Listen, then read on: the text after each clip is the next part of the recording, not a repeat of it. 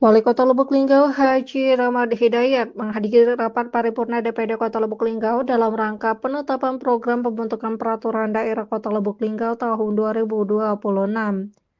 Dilanjutkan dengan penandatanganan persetujuan bersama antara Wali Kota dan DPD Kota Lubuk Linggau. Dalam Propemperda tahun 2026, DPD Kota Lubuk Linggau mengusulkan sebanyak 13 rancangan peraturan daerah. Dengan demikian, total raperda yang diusulkan oleh DPD dan pemerintah Kota Lubuk Linggau pada tahun 2026 ada sebanyak 19 raperda yang akan disetujui dan ditetapkan menjadi Propemperda Kota Lubuk Linggau.